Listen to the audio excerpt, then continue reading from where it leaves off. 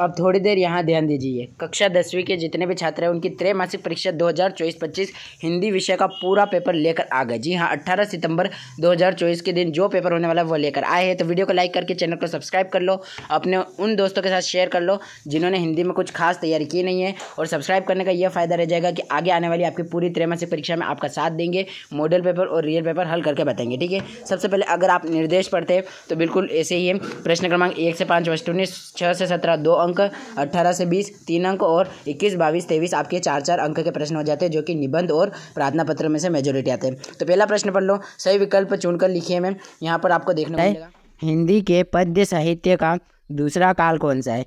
पहला काल आदिकाल है, इसलिए दूसरा काल भक्तिकाल हो जाएगा ना। स वाला भक्तिकाल पर आप राइट आंसर लगा लेंगे। यदि नज़र ना आता हो तो आप क्वालिटी हाई कर लीजिएगा। गोपियों को ज्ञान व योग की बातें कैसी लगती थी, मधुर, नीरस या कड़वी ककड़ी सी। तो आप इधर कड़वी ककड़ी सी कर लेंगे। उसके बाद कलम का जादूगर किसे कहा जाता था, तो यह आप याद रख लीजिए, रामवृक्ष बेनीपुरी जी को कलम का जादूगर कहा जाता है। या आप कवि परिचय में भी इसका लिख सकते हैं। ठीक है, अब चौथा देख लो, नेताजी का चश्मा पाठ की विधा है। तो नेताजी का चश्मा किस प्रकार की विधा है, हिंदी साहित्य की विधा है। अगर आपने पढ़ी होगी तो देखिए, एकांकी और व्यंग तो बिल्कुल नहीं हो सकता और यहाँ निबंध भी नहीं है, तो इसमें आप कहानी कर लेंगे। ठीक है, क्योंकि वो किसी एक वस्तुनिष्ठ इंसान के ऊपर कहानी लिखी हुई है। उसके बाद रसात्मक वाक्यम काव्यम परिभाषा किस आचार्य ने दी थी, वह जय विश्वनाथ जी लिख लेंगे इसमें। ठीक है, आचार्य विश्वनाथ स वाला इसका उत्तर हो जाएगा। अब अगला प्रश्न जो है ये आपकी दूसरी किताब में से आ जाता है, कृतिका वाली में से। भोलानाथ के पिता का किसके भक्त थे, है ना। तो भोलेनाथ के पिता किसके भक्त थे, शिव जी, कृष्ण जी, गणेश जी या फिर माता दुर्गा के। तो इसमें आप शंकर कर लेंगे, शिव जी। ठीक है, उनके लड़के के नाम से ही आपको पता चल जाएगा, शिव जी यानी भोलेनाथ। अब रिक्त स्थान देख लीजिए, 6 अंक के रिक्त स्थान आपको पूछे गए। पहला प्रश्न पढ़ते हैं, सूरदास जी मुख्यतः किस रस के कवि थे, तो वह श्रृंगार रस के कवि थे, जिन्होंने कि वात्सल्य रस के कवि थे, या फिर कौन से कवि थे वो आपको बताना है। तो मेरे हिसाब से इसमें आप जो है कुछ भी कर सकते हैं, दोनों ही सही है। उसके बाद गोपियाँ उद्धव को क्या मानती है, बड़भागी। उसके बाद जीवनी गद्य एक गौण विधा है। उसके बाद नायक नायिका के संयोग वियोग का वर्णन किस रस में होता है, तो इसमें आप श्रृंगार रस कर लेंगे। ठीक है, उसके बाद नेक्स्ट देखो, भोलानाथ के पिता आटे की गोलियां को खिलाते थे, किसको खिलाते थे, तो यह मछलियों को खिलाते थे, क्योंकि मछली जाल में फंस जाए। उसके बाद चौपाई के प्रत्येक चरण में कितनी कितनी मात्राएं होती है, तो 16-16 मात्राएं आप कर लेंगे। ठीक है, अगर दोहे का पूछता है तो आप 24-24 मात्राएं कर लेंगे। ठीक है, पहले का वात्सल्य, दूसरे का बड़भागी, गौण विधा, श्रृंगार रस, मछलियाँ और 16-16 यह रिक्त स्थान मैंने आपको बता दिए। कोई भी डाउट आपको मन में रखना नहीं है। इसी प्रकार के और भी कुछ IMP प्रश्न उत्तर है, वो भी हम जो है आगे वीडियो में कवर करने वाले हैं। अभी फ़िलहाल देखते हैं सही जोड़ी बनाइए। तो सही जोड़ी में आपको स्तंभ अ और स्तंभ ब दे दिए और आपको यहाँ मिलान करना है। तो देखिए 6 अंक का आने वाला है ये भी। तो पहला देखेंगे आत्मकथ्य, तो यह जयशंकर प्रसाद जी की रचना आत्मकथ्य है, जो कि आपका चौथा पार्ट है हिंदी में।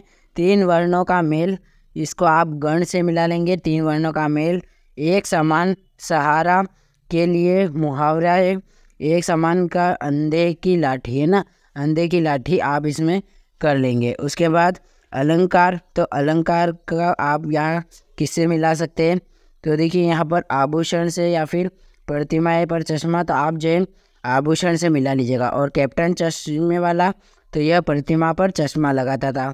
उसके बाद साना साना हाथ जोड़िए आखिरी पे, तो इसका आप यात्रा वृतांत से मिला लेंगे, बिल्कुल भी जो है कंफ्यूज नहीं होना है। ठीक है, इसके अलावा एक बात और ध्यान दीजिए कि हमारे WhatsApp group Panchali studies official को ज्वाइन कर लीजिएगा। वहाँ पर आपको जो है क्वेश्चन का पूरा PDF प्लस आंसर्स का पूरा PDF और इम्पोर्टेंट क्वेश्चन आंसर्स मिलते हैं।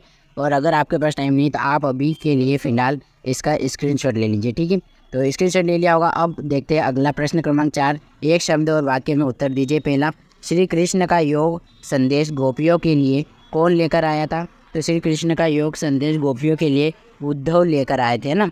तो यहाँ पर आपको उद्धव लिख लेना है, बिल्कुल मैं स्क्रीन पर लिख रहा हूँ, इसी प्रकार से आपको लिखना है, कोई गलती यहाँ पर होनी नहीं चाहिए। नेक्स्ट प्रश्न पढ़ते हैं, सूर सरावली के कवि का क्या नाम था? तो सूर सरावली के कवि का नाम सूरदास जी था। ठीक है, तो आप यहाँ पर सूरदास जी लिख लेंगे। अब इसके बाद नेक्स्ट देखते हैं, नेताजी की मूर्ति किसने बनाई थी? ठीक है, तो वह मूर्तिकार था, उसका नाम आपको बताना है। नेताजी की मूर्ति किसने बनाई थी? तो वो एक मास्टर जी थे, उन्होंने मूर्ति बनाई थी, तो उसका नाम मैं आपको यहाँ पर स्क्रीन पर बता दूंगा। तो अब नेक्स्ट देखते हैं यहाँ पर, हिंदी गद्य की सर्वाधिक लोकप्रिय विधा कौन सी है? तो कहानी जो लोकप्रिय है वो सबसे सर्वाधिक है, क्योंकि आप भी जो है कहानी सुनने में अलग ही इंटरेस्ट दिखाते हैं। प्रतिदिन में कौन सा समास है? प्रति प्लस दिन, है ना, यह अवयवी समास या फिर पहले तत्पुरुष समास ही इसका हो जाएगा। उसके बाद विपदा के समय भोलानाथ किसकी शरण में जाता है ना? तो यहाँ पर उसके पिता का नहीं पूछा है, पिता होता तो शंकर की शरण में जाता था, परंतु यह भोलेनाथ का पूछा है तो वो अपनी माता की शरण में जाता था। ठीक है, इस प्रकार से एक वाक्य हो जाते हैं। और पांचवा आप सबका फेवरेट, सत्य असत्य चुनकर लिखिए।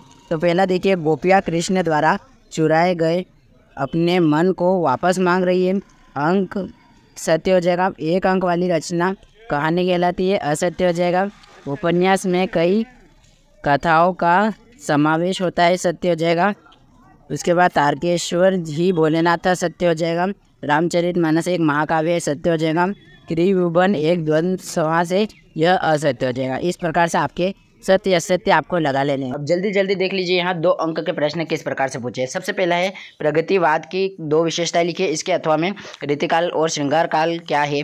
और सूरदास जी की रचनाओं, नाम और काव्यगत विशेषता लिखिए, और इसके अथवा में गोस्वामी तुलसीदास की 2 रचनाएं लिखिए।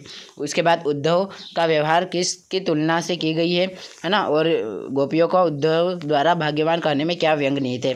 उसके बाद यहाँ दूसरे पाठ से आता है, परशुराम के क्रोध आने पर लक्ष्मण ने धनुष टूटने पर के लिए कौन कौन से तर्क दिए। उसके बाद 9वां देख लो, चौपाई छंद में के एक उदाहरण। और 10वां देख लेते हैं, तो यहाँ पर महाकाव्य और खंडकाव्य में अंतर।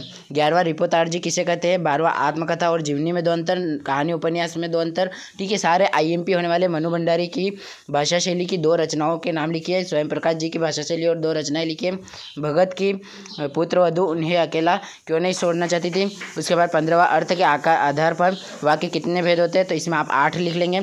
16वां देखें तो आपको प्रश्नवाचक निर्देशवाचक बनाने या फिर अथवा में इन मुहावरे के अर्थ लिख लेने। ठीक है, और फिर 17वां देख लो, आपके माता का आंचल शीर्षक की उपयुक्त बताई है ना, और इसके अथवा में बच्चे माता के प्रति प्रेम कैसे व्यक्त करते थे। ये आपकी दूसरी किताब कृतिका में आ गया। ठीक है, तो 2 अंक के सारे प्रश्न देख लिए। अब इनके उत्तर आप यहाँ से देख लेंगे, लेकिन उससे पहले आपको बता दूं कि अगर आपने अभी तक अपना टाइम टेबल, सिलेबस, ब्लूप्रिंट या फिर कुछ भी नहीं देखा है, तो आप जल्दी से जाइए हमारे चैनल को विजिट कीजिए, और ये वाले वीडियोज़ जो है हमने डाल रखे उन्हें देख लीजिएगा। जैसे ही आप कमेंट सेक्शन पर जाते हैं तो वहाँ पर सबसे ऊपर पिन कमेंट एक आपको मिलने वाला है हमारे व्हाट्सएप ग्रुप को ज्वाइन करने का, है ना। तो कक्षा 9वीं से लगाकर कक्षा 12वीं तक के सभी छात्रों के लिए त्रैमासिक परीक्षा 2024-25 के हम सभी विषय के रियल पेपर और मॉडल पेपर उपलब्ध करा रहे हैं। ठीक है, तो हमारे channel WhatsApp group channel Panchal studies official को ज्वाइन कर लो, क्योंकि वहाँ पर हम उत्तर की PDF, फुल सॉल्यूशन, नोट्स और बहुत सारे IMP क्वेश्चन आंसर डालते हैं। तो अभी के अभी हमारे व्हाट्सएप चैनल का आप ज्वाइन कर सकते हैं। ठीक है, तो अब यहाँ पर देखते हैं 2 अंक के प्रश्न भी आपको वहीं से मिलने वाले हैं। तो मैं सीधा 3